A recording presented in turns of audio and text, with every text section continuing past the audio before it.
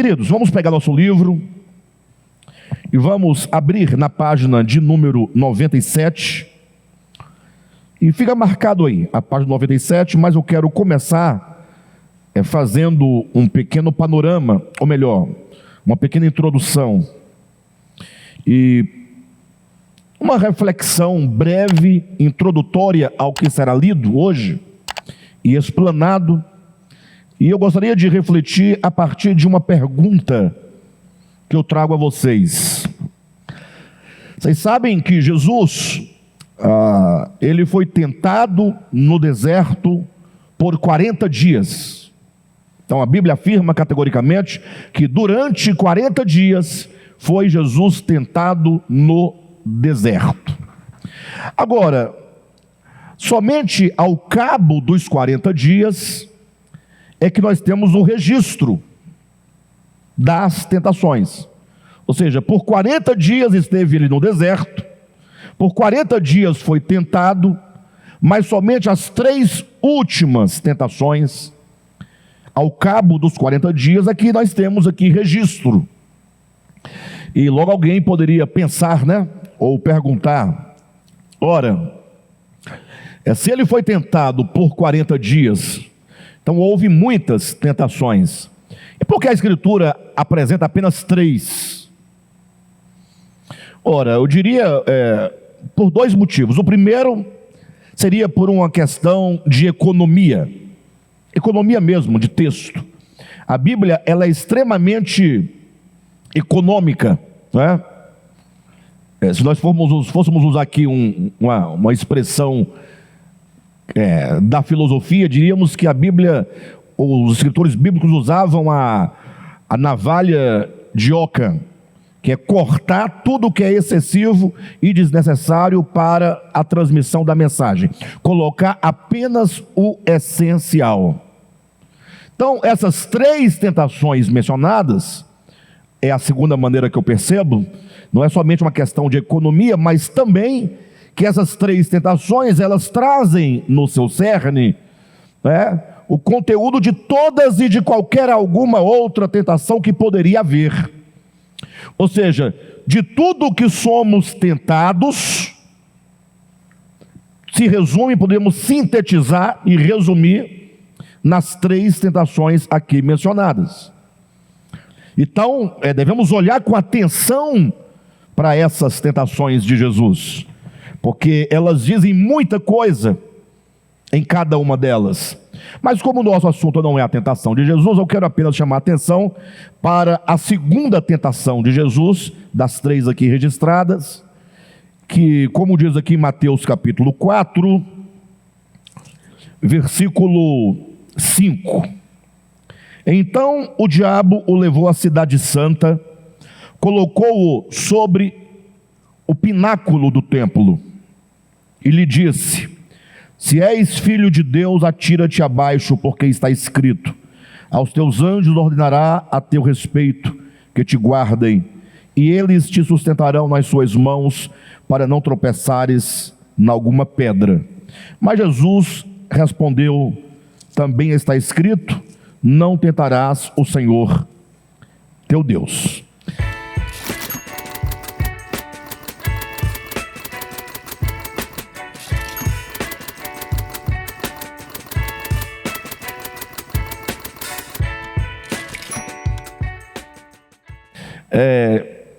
Nós devemos atentar para cada palavra desse texto e compreender, porque veja, no deserto Jesus foi tentado em relação aos pães, ou às pedras, em relação aos pães. Quando se vai tentar Jesus usando as Escrituras, porque o diabo vai dizer: lança-te daqui abaixo porque está escrito. Então o diabo vai usar a própria Escritura. Ele é tentado não no deserto, mas no pináculo do templo. E quando ele é tentado então em relação aos reinos do mundo, ele estará sob um alto monte. Será que se nós invertêssemos a ordem de localização dessas tentações, sofreria alteração de sentido que se quer traduzir? Imagina Jesus sendo tentado a respeito dos pães, lá sobre o alto monte, sendo tentado em relação à palavra de Deus no deserto, e em relação às pedras e pães no pináculo do templo. Por que essa ordem?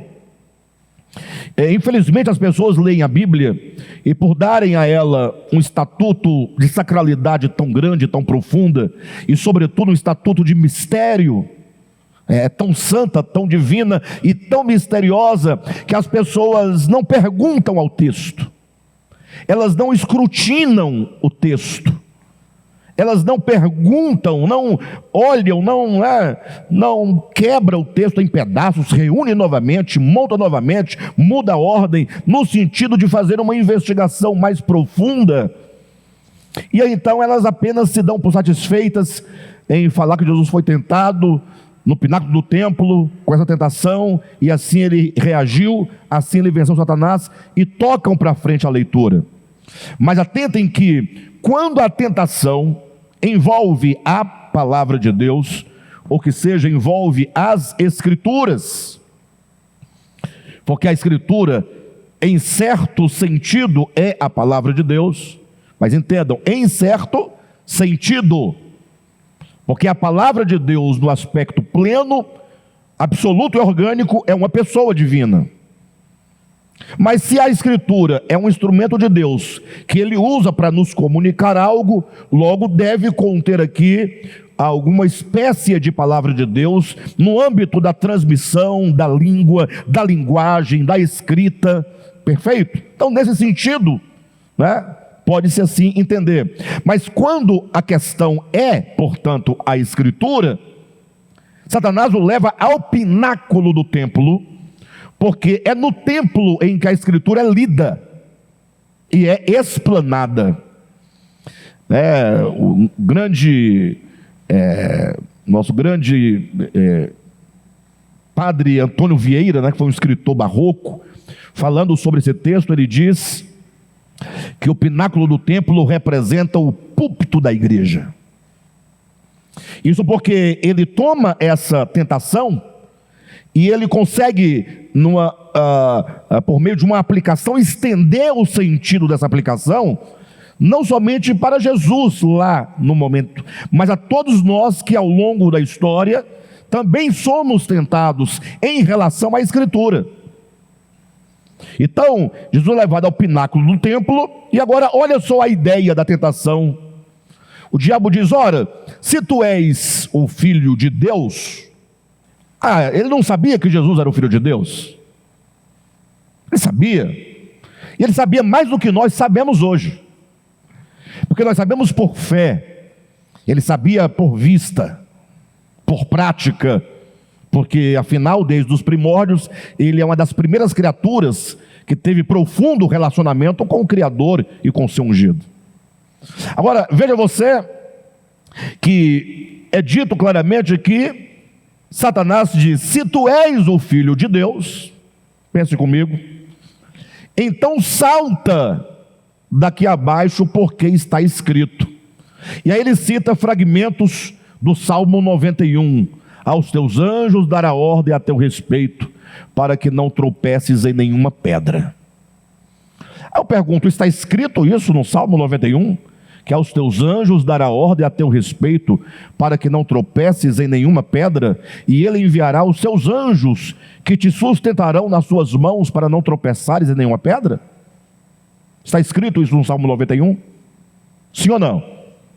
Ora, então o diabo está usando a Escritura, e na cara de pau, ou melhor, desculpe-me, e ele na sua pseudo-lisura, ou suposta lisura, ele não altera a letra do texto.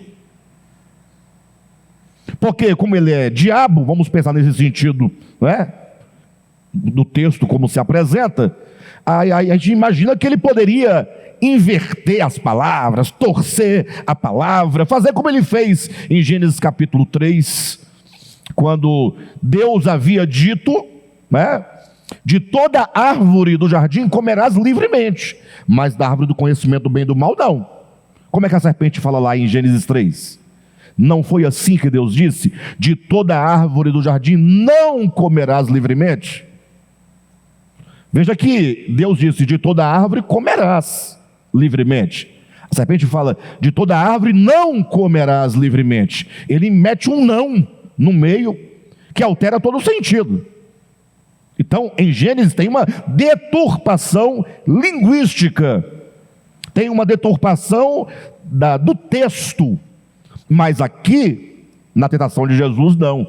Ele fala exatamente as palavras que estão no texto, sem alteração de letras, sem alteração de palavras, sem alteração sintática. Então ele reproduz, ainda que um fragmento, mas com exatidão. Onde está então o problema? Como é que se tenta alguém apresentando um texto conforme se encontra escrito? Aqui é o grande segredo. Porque embora ele se utilizasse do texto conforme se encontrava escrito, o sentido que ele imprimia ao texto é que estava errado. Você pode ler o texto com todas as palavras, mas se o sentido que você quer extrair for outro, diferente da intenção original do texto, você consegue então criar uma tentação. Ou seja, isso significa o quê? Que o texto é o mesmo para mim e o mesmo para você. A Bíblia, teoricamente falando, sem entrar em méritos de bibliologia, ela é a mesma para mim e é a mesma para você e é a mesma para todos. Mas onde é que está a confusão, portanto? Está no sentido que cada um imprime ao texto comum a todos. O texto é comum a todos, o sentido é diverso para todos, ou para muitos. Vocês percebem? E qual é o sentido, e aqui é o ponto da minha reflexão, que Satanás queria imprimir nesta tentação? Por que Jesus responde a Satanás dizendo, não tentarás o Senhor teu Deus? Ou seja, a forma como ele vence essa tentação é dizendo, ora, você está usando um texto correto com intenção incorreta. Você quer me induzir a tentar o próprio Deus. E como é que se tenta o próprio Deus? Colocando-o à prova. Como é que você vai colocar Deus à prova? Mas eu pensava que nós podíamos e devíamos colocar Deus à prova. O problema aqui em questão é que colocar Jesus numa circunstância em que ele deveria colocar o Pai à prova era duvidar do caráter do Pai. Era fazê-lo duvidar do caráter do Pai. A intenção de Satanás e o fulcro da tentação era ele tentar conseguir plantar uma dúvida no coração de Jesus em relação ao Pai. Por quê? Porque o Salmo 91 é um salmo messiânico. É sobretudo um salmo que fala da humanidade de Jesus. Você vai observar que os textos, na sua maioria dos salmos, quando ele fala de um homem pleno, um homem perfeito, por exemplo, quando diz, bem-aventurado é o homem que não anda segundo o conselho dos ímpios, nem se assenta na roda dos escarnecedores, nem se detém no caminho dos pecadores, antes o seu prazer está na lei do Senhor, e na sua lei medita de dia e de noite. Vocês conhecem esse homem? Quem é esse homem? Quem é esse que é bem-aventurado? Pode ser eu, pode ser você? Não, poder pode. Mas quem é o homem que não anda segundo o conselho, nem nos caminhos, que não se detém, que medita na lei do Senhor de dia e de noite? Só pode ser um salmo messiânico, que embora tenha aplicação mais abrangente para quantos praticarem isso, mas sobretudo fala de um homem que está em completa, perfeita e absoluta harmonia com Deus e nenhuma relação e harmonia para com o mundo, para com o pecado.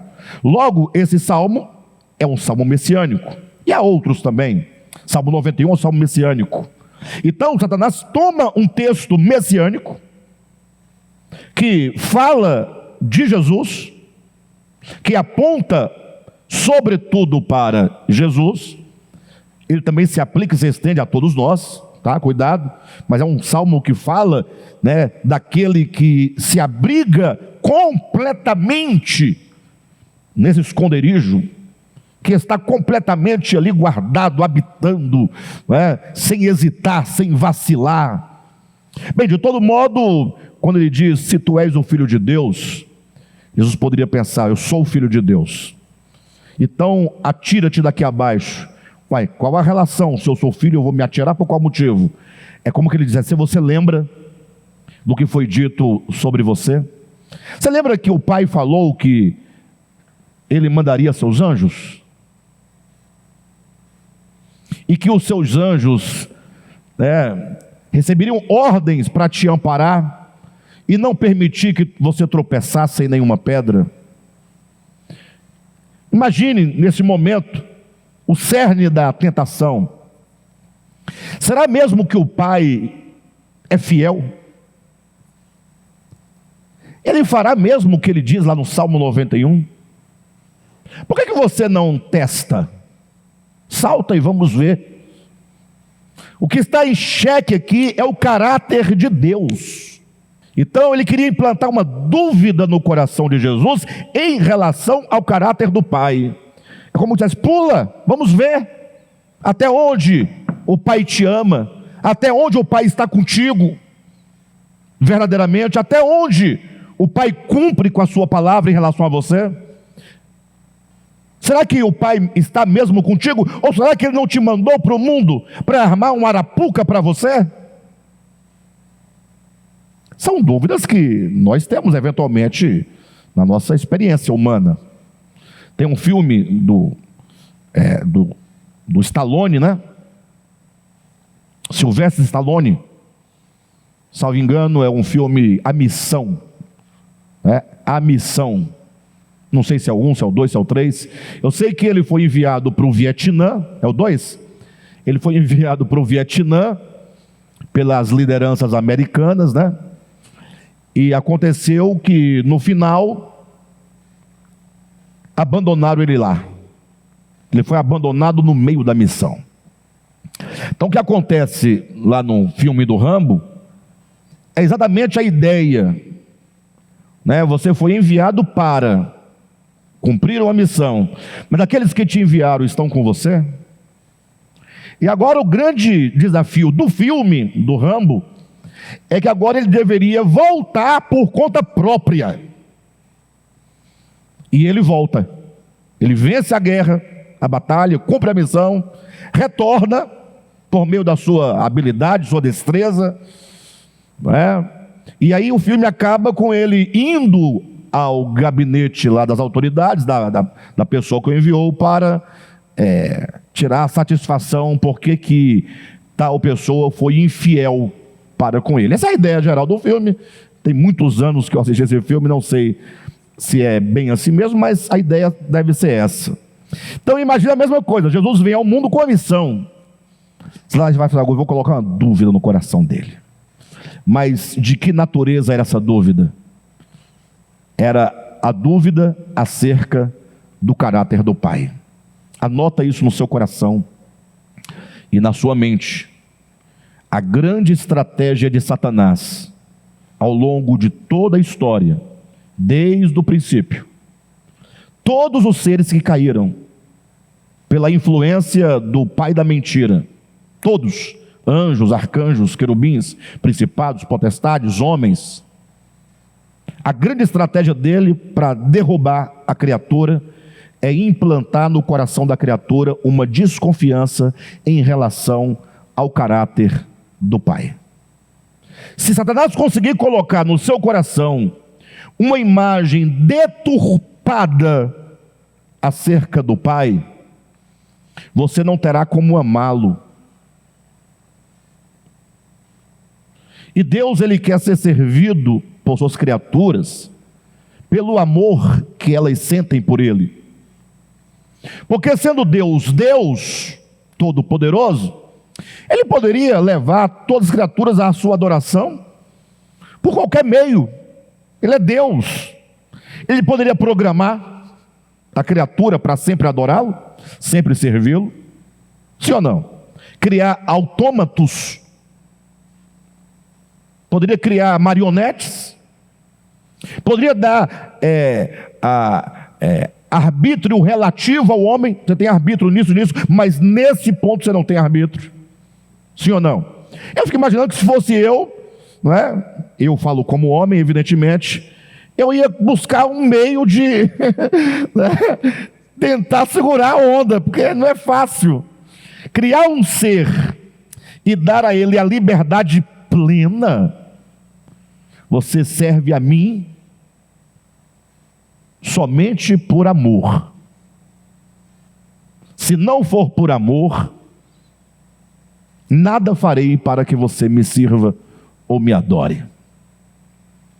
E agora Satanás vem e consegue, mesmo a partir, eu não estou falando bobagem não, tudo que eu disse agora foi mensurado, foi medido, desde a primeira palavra até agora.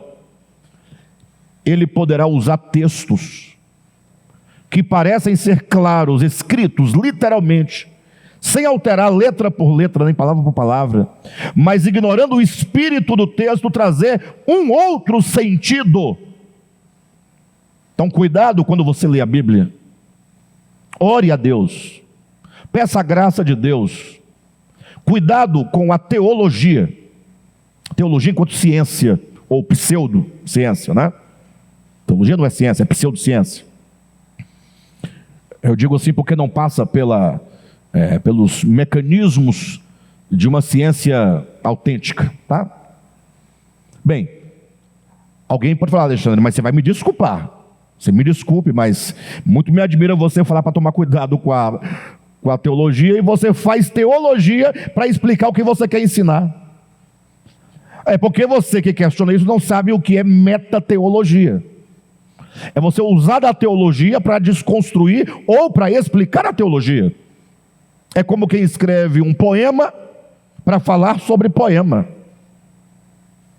É como quem usa a mesma ferramenta para explicar aquilo que ela quer explicar. Bem, de todo modo, o fato é que temos no pai da mentira o modelo.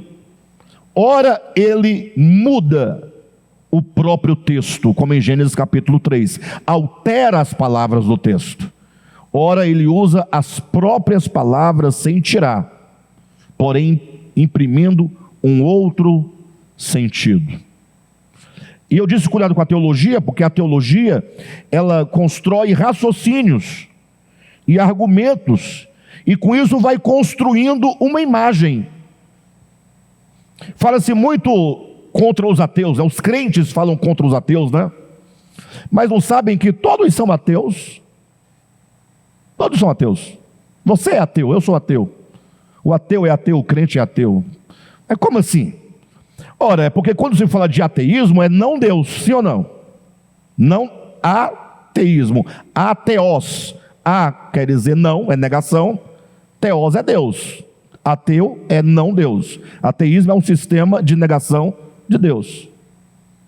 E por que todos nós somos ateus? Ora, porque quando se fala de ateísmo, se fala de Deus. E quando se fala de Deus, a pergunta é: em qual Deus você crê? Essa é a pergunta. Ah, mas só tem um.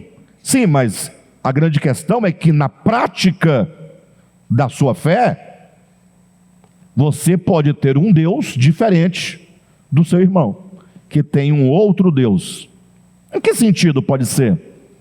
É verdade, só há um Deus verdadeiro. Só há um Deus verdadeiro. Agora, a imagem que você faz de Deus é uma reprodução do seu Deus, de sua idolatria. E por que da sua idolatria? Porque você cria um Deus à sua imagem e semelhança, segundo os seus pressupostos, segundo o seu conceito de justiça, o seu conceito de verdade, o seu conceito de idealidade. Querem ver uma coisa? Quando João e Tiago foram a Samaria em busca de conseguir um lugar para hospedar Jesus e seus discípulos naquele dia. Jesus vai lá na cidade de Samaria, arranja um lugar para nós passarmos a noite. Eles vão, chegam lá, quando eles ficam sabendo que eram discípulos de Jesus, falam: nós não queremos Jesus aqui, não queremos, sai daqui. Rapaz, eles ficaram irados, voltaram. Como pode negar a Jesus, ao Messias, ao Filho de Deus, um lugar para dormir? Não é possível. Eles chegam furiosos e falam: Jesus, você não sabe o que aconteceu. Eles não aceitam o Senhor lá, eles não querem você lá. Mas se o Senhor quiser, nós temos um plano. Vamos orar a Deus, o Pai, e vamos pedir que Deus derrame fogo na cidade e destrua a cidade. Para aí no texto eu pergunto: o que vocês acham desse plano? Fala a verdade. Eu acho um plano muito bacana. Afinal, a criatura que não recebe o Messias merece o quê? Fogo. Gente, isso é um absurdo falar isso. Como absurdo, você vê todo dia pessoas dizendo que Deus matou um tanto de gente no Rio Grande do Sul. Por quê? Porque eram de religiões de matrizes africanas. Vocês não ouviram isso? Então, esse é um tipo de Deus. O Deus de João e Tiago, pelo menos naquela circunstância, não depois, porque eles não conheciam ainda a Deus, era um Deus de retaliação, é um Deus de vingança, ponto. Quando eles falam: se o Senhor quiser, nós oramos a Deus para Ele derramar fogo, Jesus responde: de que espírito vocês são? De que lado vocês estão? Qual é o Deus de vocês? A quem vocês servem? Como é a cara do Deus que vocês servem? Essa é a grande questão. Então, parece estranho, mas nós vimos recentemente pessoas usando o nome de Deus e desejando a morte de pessoas, por questões de idealidade política. Eu vi centenas de pessoas desejando a morte do fulano, do beltrano, do cicrano. Porque Deus vai matar. Aí quando Deus não matou, aí inventaram: matou, esse aí não é ele. Não, está morto, fulano está morto. Ih, olha bem para você ver como o olho dele está da cor diferente. Olha para a orelha dele. Aí como as coisas não colam, logo esqueceram que não é ele. A pergunta que eu fazia na época era: olha, se não é ele, por que você está brigando com ele se não é ele? Não é ele, você está brigando com ele que não é ele? Então, quando as pessoas querem que Deus mate, Deus não mata, as pessoas matam. E se não matam assim, matam no coração. Isso não justifica nem essa pessoa e nem justifica os samaritanos. Isso não justifica as atitudes. Estamos falando do caráter do Pai. Essa é a grande questão que eu quero que vocês entendam. Eu não estou aqui defendendo A, B ou C. Não, para de bobagem. Nós estamos falando de Deus, que o grande problema é que Satanás quer que você construa uma imagem equivocada de Deus. Então, se você for conversar com os cristãos, você vai encontrar toda forma de Deus. Logo, quando você não crê naquele tipo de Deus construído por aquela mente, você é o quê? Você é ateu. Ateus em relação àquele Deus. Será que nós cremos no Deus Pai de nosso Senhor Jesus Cristo? Será que porventura não somos ateus? Será que nós, pensando que somos servos de Deus, será que nós de fato cremos no Deus Pai de nosso Senhor Jesus Cristo? Você aceita, recebe, acolhe, ama e serve ao Deus revelado por meio de nosso Senhor Jesus Cristo? Por que toda essa fala antes de ler o que vamos ler agora no livro? Ora, é porque o Deus verdadeiro, o único Deus verdadeiro, só é possível de ser conhecido na face de Jesus Cristo. não é na face de Moisés, não é na face de Jeremias, não é na face de Daniel, não é na face de Isaías, não é na face de Zacarias, nem de Malaquias, nem de João Batista, nem de Paulo, nem de Pedro, nem de João, nem de Lutero, nem de Calvino, nem de Alexandre, nem de Ministério A, nem de Ministério B. Não. A única possibilidade de conhecer o Deus verdadeiro é olhando na face de Jesus. Abra sua Bíblia aí em 2 Coríntios capítulo 4. Eu poderia ler mais para cima, tem muita coisa a dizer, mas o tempo é curto. Nos quais, versículo 4, o Deus desse século cegou o entendimento dos incrédulos. O que ele faz? Ele cega o quê? Onde é que ocorre a operação do erro? No entendimento. Cegou o entendimento dos incrédulos para que lhes não resplandeça a luz do evangelho da glória de Cristo, o qual é a imagem de quem? De Deus. Irmãos, em nome de Jesus, abra seu coração. O Deus desse século cega o entendimento. Ele cegou o entendimento. Qual o propósito? Para que lhes não resplandeça a luz do evangelho.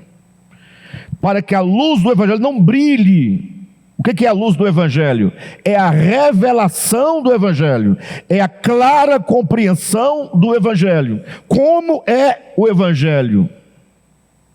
Não conforme eu quero que ele seja, mas o objetivo é cegar o entendimento para que não resplandeça a luz do evangelho. E ele continua: o evangelho da glória de Cristo. Esse evangelho é da glória de Cristo. Por que é o evangelho da glória de Cristo? É porque é a glória de Cristo, ou Cristo manifestado, que revela o evangelho. Então Cristo, glória, evangelho. Glória enquanto manifestação, dar-se a conhecer, mostrar-se. Então Cristo se mostra, e quando Cristo se mostra, ele então revela o quê? O evangelho. Aí fala, vírgula, que é, ou o qual é a imagem de Deus. Quem é a imagem de Deus? Quem? Jesus. Então, como é que é a imagem de Deus? Por que Deus proibiu no Antigo Testamento, sobretudo, não farás para ti imagem da divindade?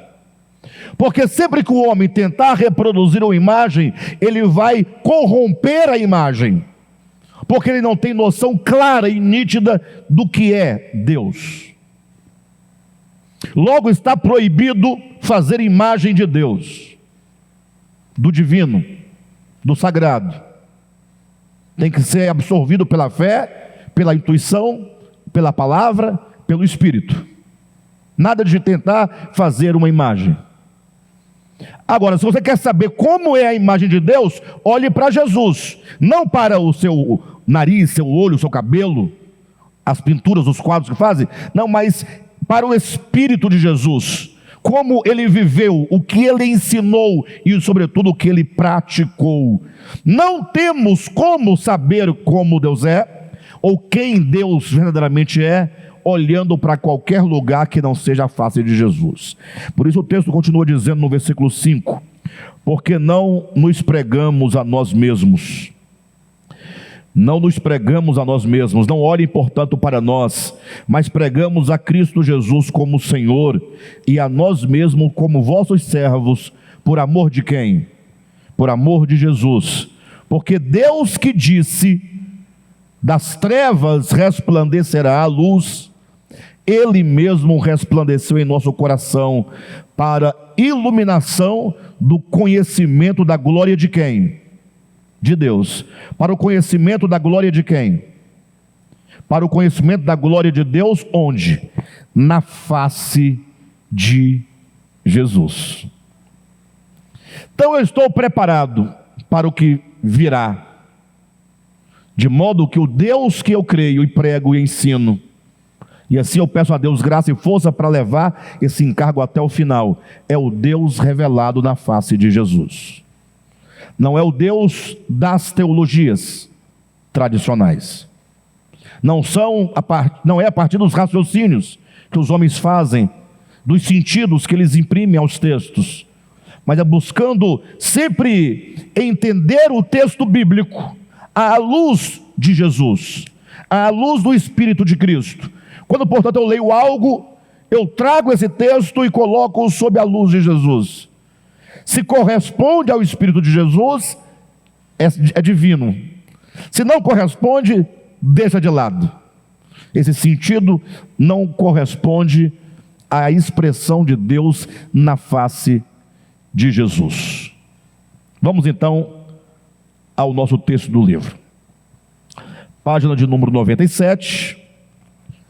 Temos aí algumas perguntas. São perguntas retóricas, embora nós procuramos trazer uma resposta, mas algumas respostas são perguntas também. São perguntas reflexivas.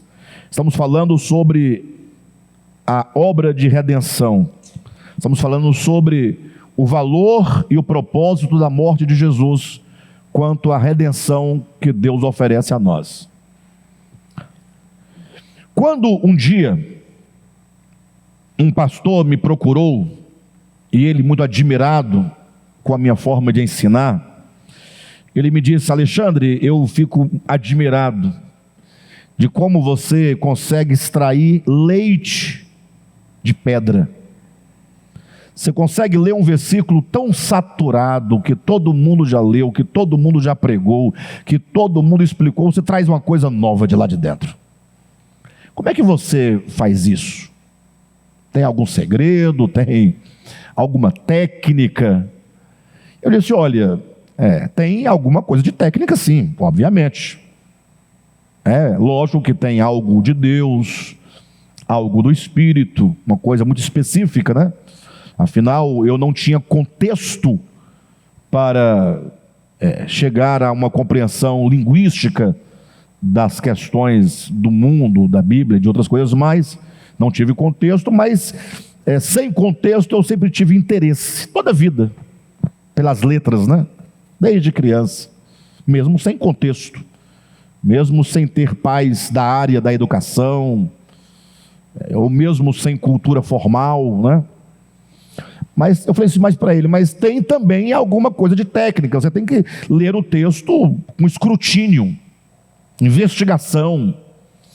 Ele falou assim: e é fácil de aprender? Eu falei: é fácil de aprender, não é difícil de aprender. Ele falou assim: você me ensina? Eu falei: ensino. Tudo o que eu recebi, eu ensino. Nada, eu não nego nada a ninguém. Nenhuma forma, de tudo que eu recebi de Deus, eu entrego. Entrego, tanto que eu sou besta, né? Porque tem aquela história do pulo do gato. Já ouviram? Que uma vez o gato, não sei se foi a onça, é uma coisa assim que pediu para o gato, para ensinar a pular, porque a onça queria pegar o gato, né? Está meio sem pé, sem cabeça, porque parece que a onça é da família do gato e não sabe pular igual a ele, mas finge que ele não sabe, ou que não soubesse, que ela não soubesse. Aí o gato ensinou todos os pulos possíveis, a onça falou assim, aprendeu, falou: agora eu pego ele. Quando a onça pulou de um jeito que sabia as estratégias, o gato pulou para trás. E aí a onça: mas você não me ensinou esse pulo aí? Falei: mas se eu tivesse te ensinado, você teria me pego. Aí surge a ideia, o pulo do gato. É a pessoa que ensina muitas coisas, mas esconde outras. Porque se você ensinar tudo, todo mundo vai saber tudo, você vai se tornar uma pessoa comum no meio de todo mundo que já sabe que você sabe. Então você tem que ter uma carta na manga, o pulo do gato. E isso eu não levo adiante, porque isso é uma bobagem danada.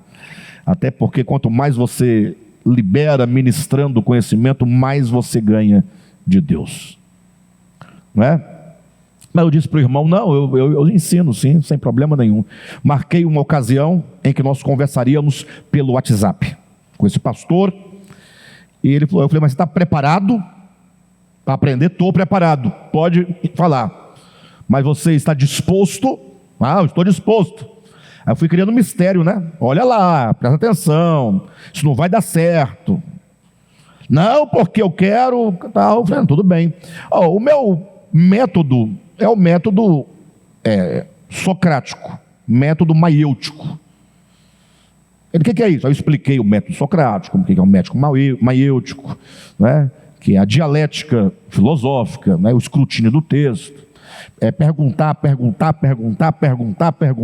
Quando você pensar que esgotou o sentido, você continua perguntando, criando pergunta. Quanto mais você perguntar, mais você expõe o texto ao falseamento ou à sua manifestação plena. Quanto mais você pergunta, mais o texto vai se abrindo, vai se expondo, vai se mostrando. Por isso que eu vejo muito, que eu vou ter que ir perguntando. Aí falou, não, bom, gostei do método, agora eu quero aprender a perguntar. Eu falei, então vamos lá. Eu vou dar o tema é a redenção de Cristo. Eu faço uma pergunta que no Zap você responde aí digitando, e eu farei nova pergunta sobre a sua resposta, você me dará nova resposta. Quando me der nova resposta, eu torno a fazer uma outra pergunta em cima da sua segunda resposta, e assim nós vamos tentando esgotar, vamos ver onde nós vamos chegar com isso. Queridos, não deu 3 voltas no texto. Na terceira volta, ou na terceira pergunta que eu fiz sobre a resposta primeira dele, ele me falou a seguinte questão: mas a teologia não faz estas perguntas. Quando ele diz a teologia não faz estas perguntas, eu respondi, por esse motivo você precisa de mim, e me procurou, porque quando eu trago algo novo e você admira, é produto do escrutínio do texto, de perguntar ao texto, não como quem duvida do texto, não, e nem como quem insurge-se contra o texto, também não, mas é a busca do entendimento. Você não consegue falar mais do que todo mundo diz, porque você faz sempre as mesmas perguntas. E você agora está com medo de perguntar. As perguntas que estão sendo feitas, você tem medo de responder. Porque você tem medo de chegar a algum lugar onde você não quer chegar. E ter que assumir que você errou a vida toda. E logo você tem que se preservar. E ele falou, não, Alexandre, muito obrigado, você é um cara muito generoso, mas vamos ficar só por aqui mesmo. Eu falei, amém, Deus te abençoe. No dia que você quiser, estarei sempre à sua disposição. Entende? Então é isso. E nós vamos levantar aqui algumas perguntas, portanto, para nossa reflexão neste livro. Página 97. Vou começar a leitura a partir do segundo parágrafo, onde diz, redenção é o mesmo que. Encontraram? Redenção é o mesmo que libertar alguém, ou libertar aquele que está cativo e trazê-lo de volta, redimido à casa do Pai. Então é um conceito bem aberto e claro. A obra de redenção, para um pouco, para. Você quer saber sobre redenção? Nós temos que primeiro entender o que é que nós estamos buscando. Porque a redenção de Cristo, não, para de falar sobre a redenção de Cristo e pergunte exatamente o que é redenção.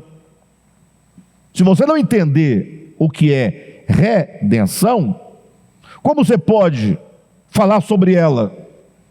Se você ainda não entendeu o conceito fundamental e primário daquilo que você quer compreender.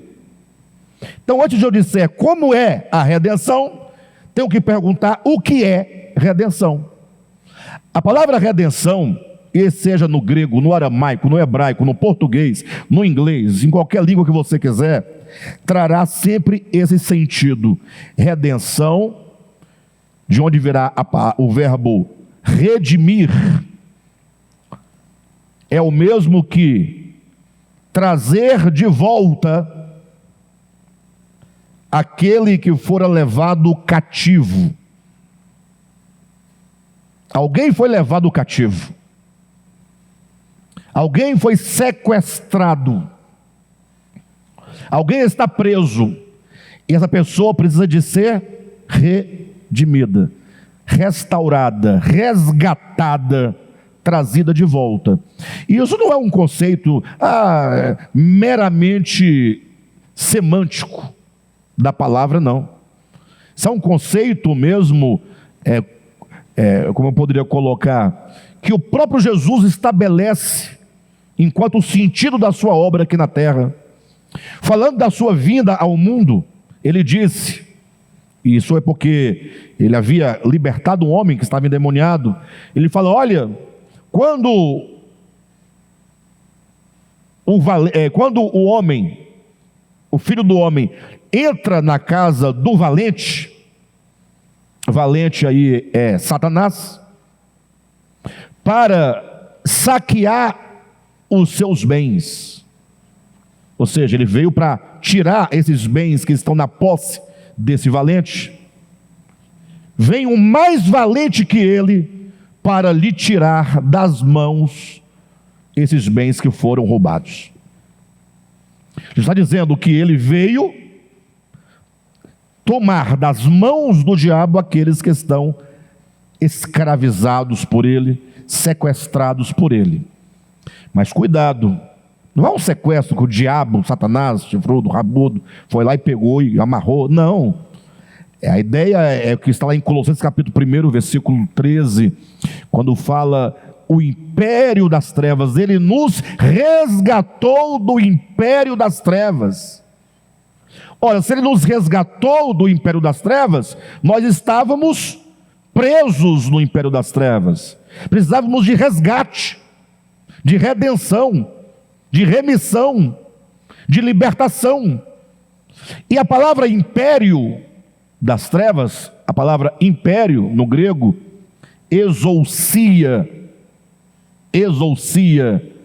se traduz por poder, mas não o poder da palavra dunamis ou dunamis, porque dunamis em grego também pode ser poder, exousia pode ser poder, mas não é o poder da força, dunamis, de onde vem dinamite, pá, explosão, poderoso, mas poder enquanto influência.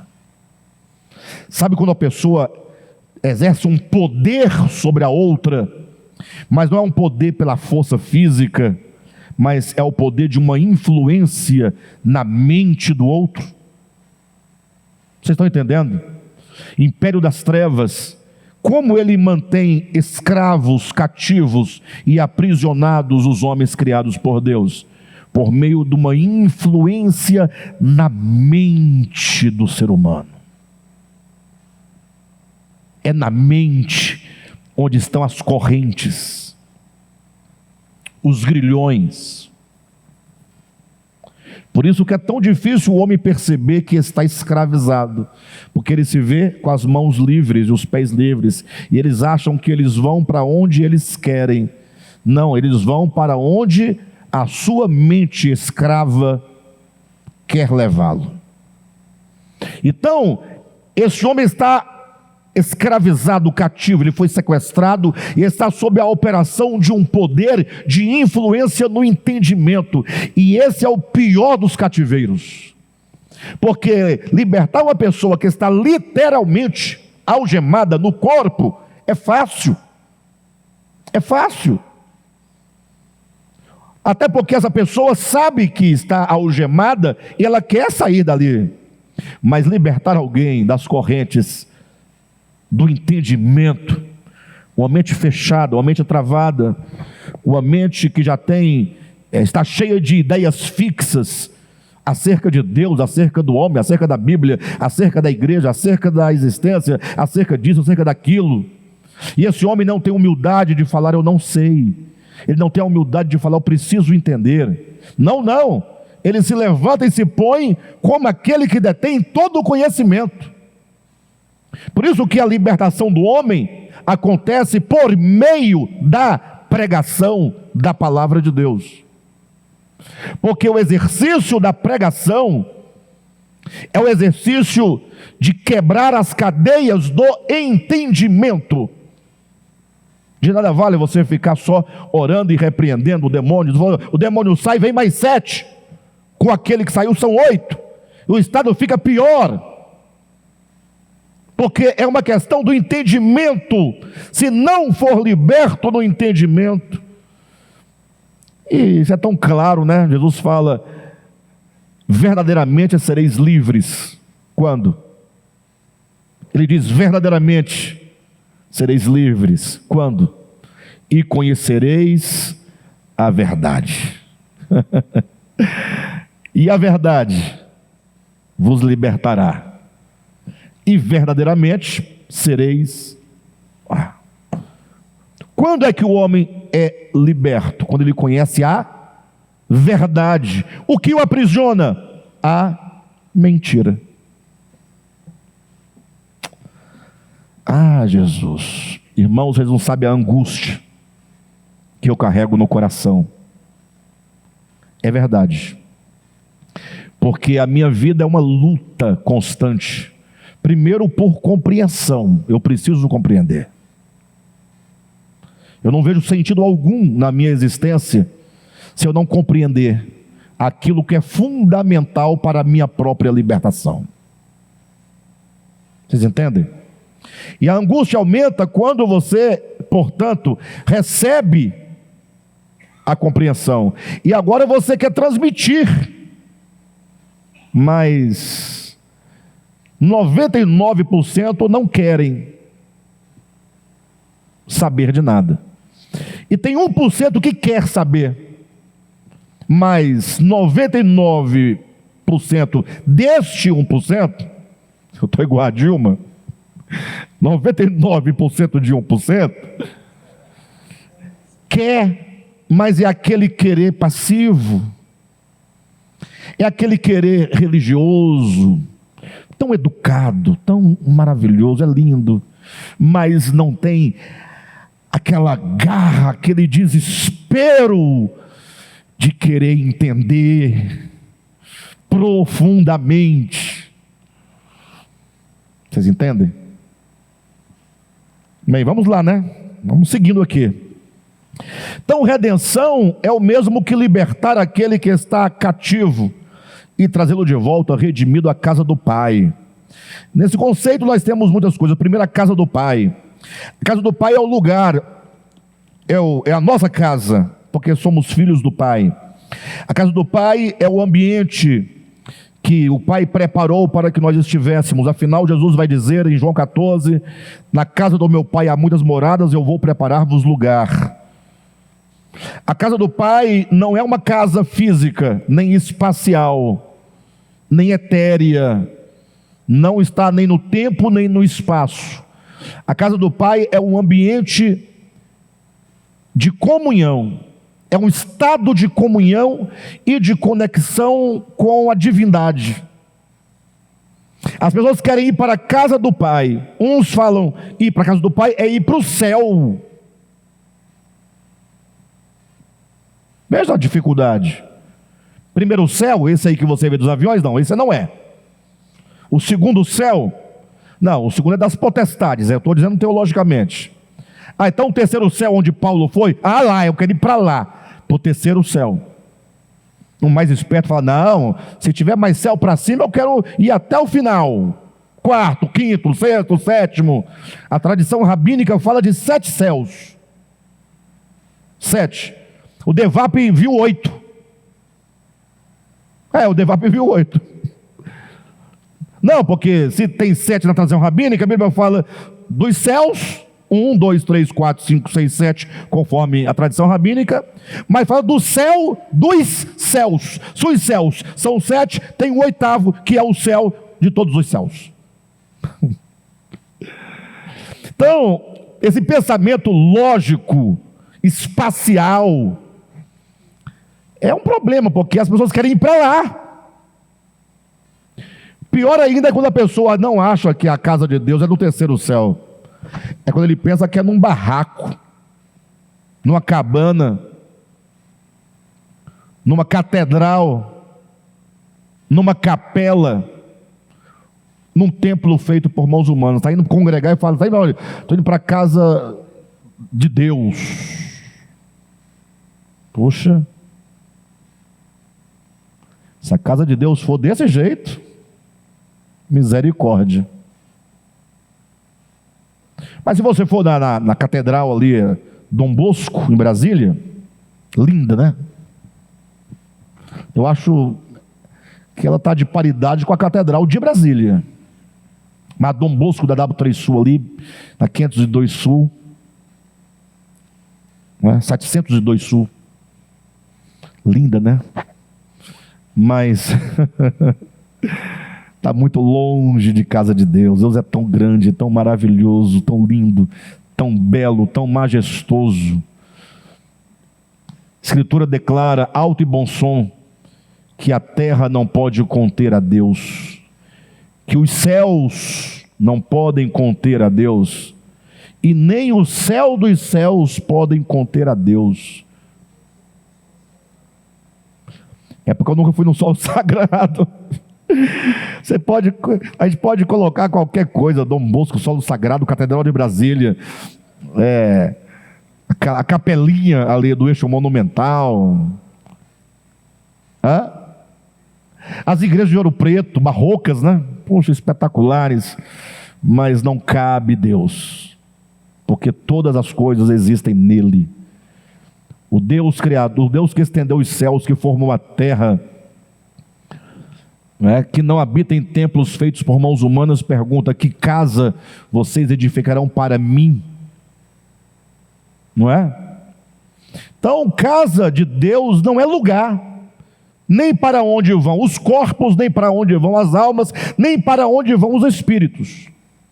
É certo, eu vou concordar com vocês, que se há anjos, se há arcanjos, se há querubins, se há seres espirituais, eles devem morar em dimensões celestiais, obviamente. Deve haver lugares. Então, lugares quanto a terra também é lugar. Você vê que os anjos ficam no ar, voando? Não, deve ter palácios, eu imagino. São seres como nós somos seres.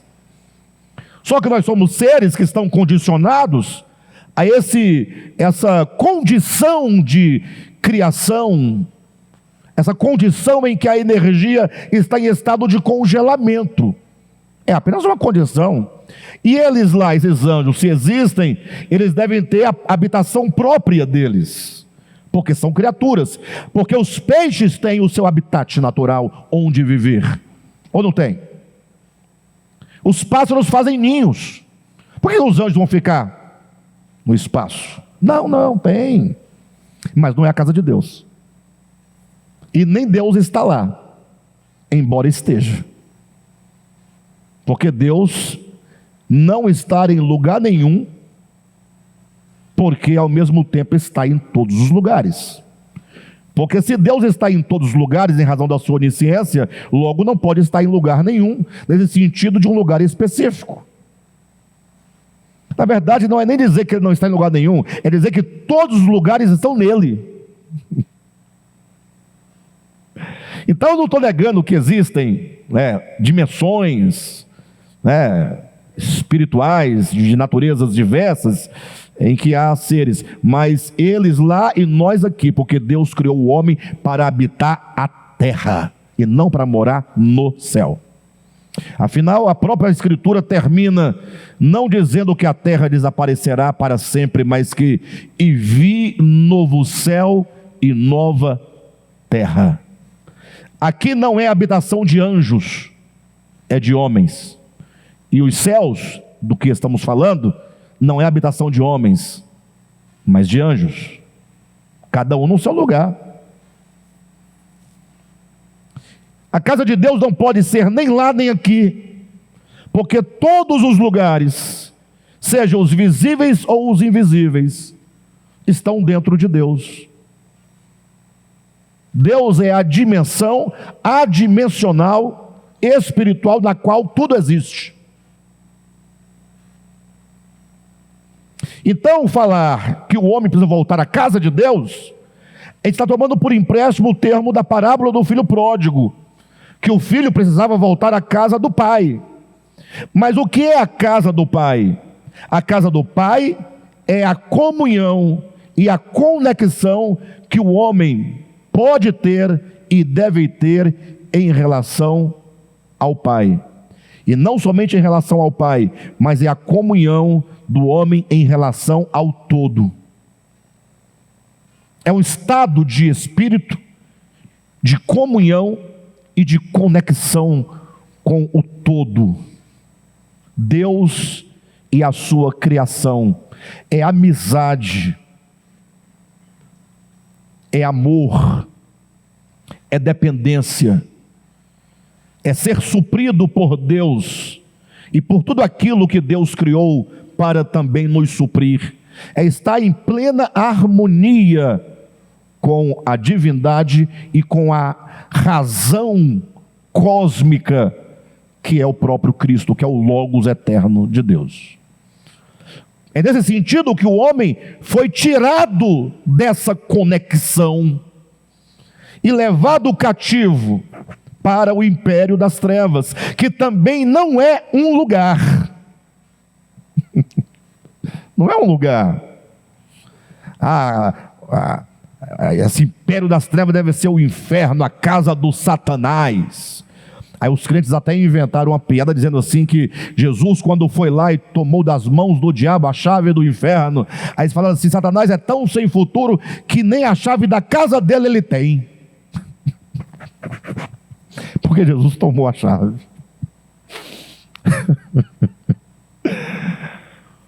Querido, vocês percebem onde nós estamos entrando? Quem está entendendo o que está sendo dito? É muito grande.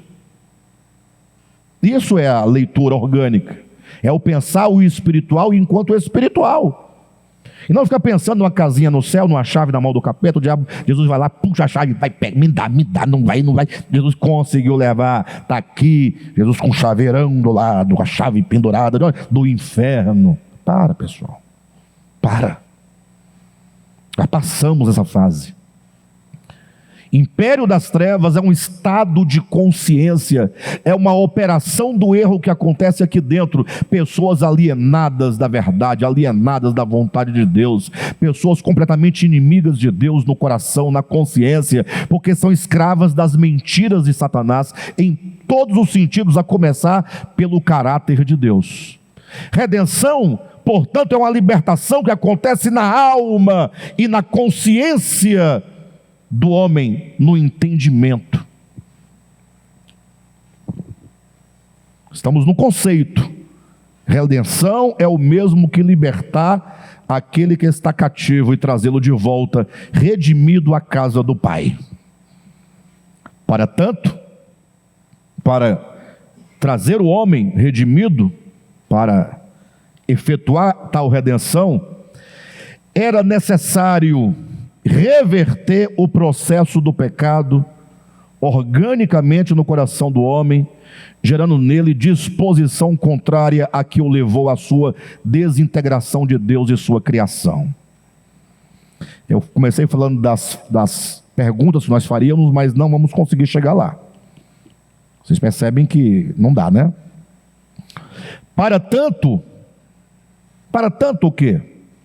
Redenção é o mesmo que libertar aquele que está cativo e trazê-lo de volta redimido da casa do Pai. Para que isso aconteça, para que tal redenção aconteça, era necessário reverter o processo do pecado. O que torna um homem cativo? O engano da serpente, a mentira plantada no entendimento, para levar o homem a pensar: puxa, quem é esse camarada? Porque imagina só, Deus foi e criou o homem e a mulher, coisa mais linda, os dois lá no paraíso, naquele, cheio de árvores bonitas, tinha maçã, tinha pera, uva, papagaio, tucano, cobra, saci, tinha tudo lá, coisa mais linda. Devia ter. Aí, pense comigo por um momento, coisa mais linda.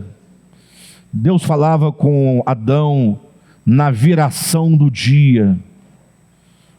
Viração não é quando o dia vira para a noite não, tá? Viração é uma brisa suave. Então quando entrava uma brisa diferente, E aí Deus comunicava com Adão no seu espírito, na sua consciência, aquela comunhão gostosa, maravilhosa, tudo certo. Adão amava a Deus, certamente, lógico. Entenda, nós estamos usando a linguagem mito-poética de Gênesis 3, tá, pessoal? Nós temos que pensar segundo as imagens, porque as imagens nos ajudam a compreender a verdade. Coisa mais linda, tudo certo. Um dia, está lá a mulher pensando. A serpente dá a primeira picada na mente. Por que será que Deus disse para nós não comermos desse fruto? Estranho, não? Vocês acham estranho? Deus é tão bom, tão maravilhoso. Por que Ele proibiria alguém de comer?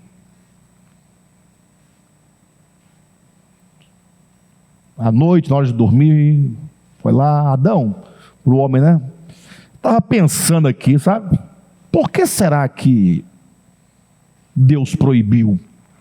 Ah, mulher, cara, vai dormir. É um trabalho, pensando demais. Tá pensando, a mulher pensa muito. Aí passa um dia, dois, e a mulher está ali pensando. Aí um dia ela dá um passo a mais e pensa assim: tem algum caroço nesse angu. Tem alguma coisa que eu não estou sabendo, mas eu vou descobrir. A tentação está acontecendo. Eu nunca pensei por esse lado, pensei que era uma cobra conversando, falando. Não, está tudo acontecendo aqui dentro, porque tudo só acontece dentro da sua cabeça, todo dia. Você nunca vai encontrar uma cobra no caminho, ela, vem cá, não existe isso, para. Você nunca desconfiou que essa é só uma linguagem mito-poética? Cobra fala? Meu avô contava umas histórias antigas, e às vezes ele começava assim: olha, no tempo em que os bichos falavam. Vocês lembram? Contava a história, a gente ficava feliz, criança. Mas está acontecendo aqui na mente dela um dia, uma semana, um mês, um ano, não sei quanto tempo, mas a tentação demora, porque ela vai sendo gerada, né? Uma hora ela é concebida, e aí ela vai criando forma, corpo, até um dia que dar à luz o pecado. Está lá em Tiago, capítulo 1, versículo 13 em diante. Não é assim? Tem algum problema? Por que será que Deus não quer que a gente coma? Tem alguma coisa aí que... Bem, a árvore é do conhecimento do bem e do mal, né? Deus conhece o bem e o mal. Estou dentro da estrutura mito-poética, tá, pessoal? Não há contradição alguma. Então, rapaz, está aqui o segredo. Deus sabe que no dia que nós comermos desse fruto, seremos como Ele é, porque Ele é conhecedor do bem e do mal, e Ele não quer que nós conheçamos o bem e o mal. Fala para Adão, Adão fala: mas vocês sabem disso agora? Desde sempre. A árvore do conhecimento, nós não podemos ter acesso ao conhecimento, logo Ele não quer que nós sejamos. O próximo passo é descobrir por que Ele não quer que nós sejamos como Ele. Egoísmo, fraqueza, medo. Então Deus está com medo? Por que Deus teria medo que nós crescêssemos? Por que tem muitas pessoas que não querem que o outro cresça? Porque no dia que o outro crescer, já não dependerá mais do outro. Ele cresceu. Então a mulher fica ali matutando, acontecendo. Então Deus não quer que nós comamos por medo do nosso crescimento, porque Deus sabe que nós seremos como Ele. E quando Ele diz que nós morreremos, então não é verdade, é mentira dele. É mentira. Nós não vamos morrer, nós seremos iguais, seremos Deus como Ele. Aí Ele fica mentindo para nós, dizendo: é certo que morrereis, mas não é verdade, nós não morreremos, nós seremos semelhantes a Ele. E agora o amor, o sentimento que ligava o homem ao Criador, começa a ser, ainda é amor, mas aquele amor já que está misturado com desconfiança, já não olha do mesmo modo, já olha desconfiado. Tudo o que acontece agora procura uma razão oculta por detrás das coisas. Tudo agora começa a ser julgado, pesado, medido, e isso vai aumentando, vai criando uma ojeriza no coração, e vai criando uma inimizade até o ponto de falar assim: eu não quero mais permanecer na casa do Pai, eu vou sair. Quem está entendendo? Essas mentiras são mentiras na mente, no entendimento e no coração. Então o homem está na condição de pecado e miséria como ele se encontra, por uma questão de cativeiro no entendimento das mentiras. Logo, só tem uma maneira de resgatar esse homem, de levá-lo de volta à casa do Pai: a conexão, a harmonia, a comunhão e a unidade com o Pai. Porque a separação está aqui, ó, é a inimizade. Paulo vai deixar claramente que todo o nosso problema era a inimizade para com Deus. Redenção é libertar o homem da mentira e, consequentemente, da inimizade. É resgatar os verdadeiros sentimentos. Isso só é possível mostrando a verdadeira face de Deus. É desfazendo todas as obras do diabo, a saber, todas as mentiras que ele inventou e pulverizou em todo o universo acerca de Deus. Por isso diz aqui: para tanto era necessário reverter o processo do pecado. Não é questão de dinheiro, não é questão de capricho, não é questão de pagamento, não é questão mercantil. Por que eu estou trazendo todos esses detalhes essa noite? Porque os cristãos, na sua maioria esmagadora, ao falarem de redenção, não falam nada do que estamos dizendo aqui hoje. E se eles ouvirem, eles ficam calados, não têm o que dizer, só tem uma certeza: que não podem mais nos ouvir, para não serem enganados. Eles só pensam numa relação mercantil, pagamento. A palavra central dentro da cristologia convencional, no aspecto da obra da redenção, a palavra é pagamento. Pagamento. E aí eles vão pegar texto: o salário do pecado é a morte, né? Mas ninguém disse que não é. O problema é que, se o salário do pecado é a morte, quem está cobrando o salário? É Deus ou é o pecado? As pessoas não param para pensar. A gente não tem pagamento? Tem pagamento, lógico que tem pagamento. A Bíblia fala de pagamento. A pergunta é: quem está cobrando o quê? Quem está cobrando? Por que está cobrando? Quanto está cobrando? Essa é a grande pergunta. A teologia vai cravar dizendo: Deus é o credor, e Ele exige o pagamento do homem que é pecador, e o pagamento é a própria vida do homem, não no sentido físico, mas sobretudo a morte eterna, que é um tacho de fogo que nunca vai parar de queimar o indivíduo. Mas o texto diz: o salário do pecado é a morte. Quem reivindica o salário? É o salário de quem? Do pecado. É ele que requer. O pecado requer o que é dele. Ele requer o que é a morte. O pecado diz: você tem que morrer, eu exijo, você é meu. O pecado é uma reivindicação constante. Por isso que a Bíblia vai dizer que o aguilhão do pecado, vocês sabem? O aguilhão do pecado o pecado requer o salário, requer o pagamento. Você pecou, morrer. O pecado exige a sua morte. E como é que o pecado vai te matar? Ele tem que ter uma ferramenta, uma arma. Ele tem que ter um aguilhão. Um aguilhão é um ferro, um ferrão para furar você e matar. O pecado quer te matar. E o pecado tem uma arma. O pecado tem um aguilhão. E qual é o aguilhão que o pecado tem para te matar?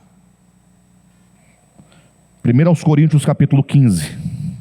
É uma inversão aqui, né, no meu falar. Mas sem problema, a gente corrige. Capítulo 15, versículo 56. O aguilhão da morte, ou a morte te mata pela exigência do pecado. O pecado exige a sua morte.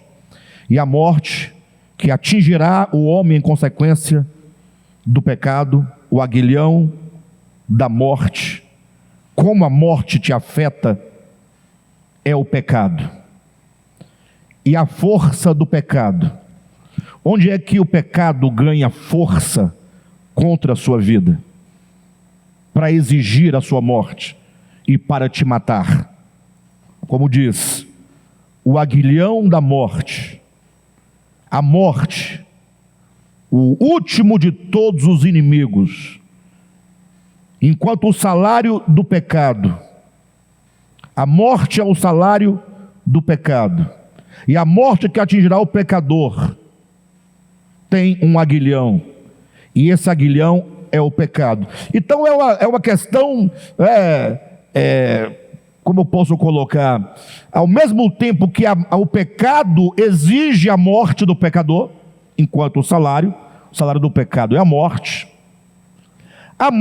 usa o pecado como aguilhão para te matar. A morte e o pecado uniram-se para destruir o homem. O pecado exige pagamento. Qual? A morte. E a morte, querendo te tragar, usa o pecado para, fazendo-o pecar, ser tragado pela morte. Só que a morte, para fazer todo esse jogo, vocês viram que é um jogo? Sim ou não? Quando você pega o salário do pecado e a morte e coloca que o aguilhão da morte é o pecado, você vê que é um jogo, porque o pecado tem o salário que é a morte, e a morte tem um aguilhão que é o pecado. É Ananias e Safira. Vocês entenderam? O casamento perfeito para ceifar a vida do Filho de Deus. E qual que é a força? Portanto, qual que é a força do pecado?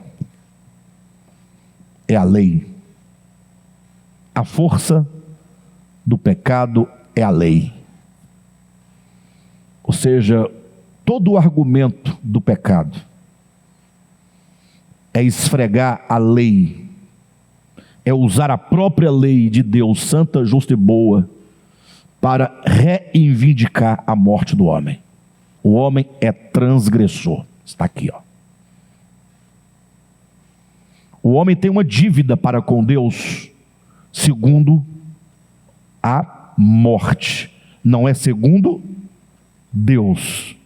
É a morte e o pecado, nesse conluio contra a criação de Deus, é que se apropriam da lei, para agora falar para Deus, ó, você tem que matar o homem, ou dar-nos o homem em nossas mãos, para nós podermos matá-lo, porque ele transgrediu a tua lei. Tem alguém que está reivindicando. Se tem alguém reivindicando, o pecado reivindicando a morte por salário, a morte usando o pecado enquanto aguilhão, e o pecado usando a lei para acusar. Não é Deus que está reivindicando, não. Não é Deus. Deus está aqui. O homem está no império das trevas, cativo, a morte e o pecado se uniram. Assim, olha, nós vamos matar. Mas nada podemos fazer se o Eterno não permitir. Não é assim? O Eterno controla tudo. Então, começa agora todo um julgamento do homem. A morte exigindo por salário, ou melhor, o pecado exigindo por salário a morte usando o pecado para ferir e, portanto, matar o homem, e o pecado fortalecendo, tomando anabolizante, se fortalecendo, se apropriando da lei para acusar o homem, porque a acusação tem que ter um fundamento formal e positivo. Por isso que o diabo é o acusador de nossos irmãos, que nos acusa de dia e de noite. Quem está entendendo? E ao acusar, Deus fala: eu vou resolver o problema. A primeira coisa que eu vou fazer, todo o processo de encarnação tem várias etapas, tem vários níveis, porque vai solucionando vários setores do problema da humanidade. Um deles é que o Cristo de Deus pegou, desceu, e ele pegou a lei, que é a força do pecado, pegou a lei na forma de ordenanças. A lei que nos era o quê? A lei que nos era contrária. A lei que era contrária, por que contrária? Porque ela diz uma coisa, eu faço outra. Logo, é um fundamento sólido, legal, positivo, formal. A morte vai, está certa, ué. Eu sei que ela tem maldade, apropriando-se de uma coisa boa para me matar. Aí Jesus fala: vamos resolver o problema? Ele pega a lei e prega na cruz, envergonhando principados e potestades. Mas com que direito Deus faria isso com a própria lei? Ora, se a lei é o instrumento, é a força do pecado e é o fundamento legal, eu salvo o homem não é por lei, é por graça. Logo, a lei está fora de qualquer cogitação de salvação e de acusação. Por quê? Porque a lei foi o quê? Cravada. Colossenses capítulo 2, por gentileza, versículo 14 e 15. Tendo cancelado o escrito de dívida que era contra nós, que constava de ordenanças. Por que dívida? O homem quebra a lei. Mas quem é que está reivindicando a morte do homem? A dívida do homem? A força do pecado é o quê? É a lei. Por que a força do pecado é a lei? Porque o pecado não vai exigir de Deus a morte do homem sem um fundamento lógico, um fundamento legal, um fundamento positivado. Então ele vai usar a lei acusando e exigindo. O que Deus faz? Em Cristo, ele cancela o escrito de dívida que era contra nós, contrário a nós, que constava de quê? De ordenanças, o qual nos era o quê? Prejudicial, porque era contrário a nós. Se você for enfrentar esse jogo de acusação do pecado e da morte da lei, você estará perdido. Então era contrário a nós e nos era prejudicial, porque em nada favorece o pecador. Removeu-o. Os adventistas tinham que ler esse texto, né? Removeu-o inteiramente. O adventista diz que Deus removeu só a lei cerimonial. Não. Removeu todo o sistema legal de lei. Todo. Absolutamente. Até os 10 mandamentos, todo. Aí vem aquele argumento velho da velha serpente. Então podemos matar? Aí não dá. Tem que fazer uma vigília para explicar isso para esse povo e também não vão entender. Mas removeu-o completamente, removeu-o inteiramente, encravando-o onde? Na cruz. Aí eu pergunto, se está removido todo o sistema de lei e está cravado na cruz, completamente anulado, não pode ser usado como meio de acusação, nem como meio de morte. Como é que fica a cara da morte e do pecado agora? Como é que fica a cara dos principados e potestades? Versículo 15. E despojando os principados e as potestades, como despojando? Tirando os homens que estavam nas suas unhas, nas suas garras, os expôs principados e potestades publicamente, despojando os principados e potestades publicamente, os expôs ao desprezo, triunfando deles na cruz. Amém? Deus redime o homem por graça. Então todo o plano do pecado, da morte de Satanás foi destruído pela sabedoria de Deus, que salva o homem por graça e não por lei. Bem, esse é só um aspecto, tá bom? Mas o fato é que eu trouxe vocês até esse ponto do entendimento para deixar claro quem é que está reivindicando o quê. Amém? Semana que vem a gente continua.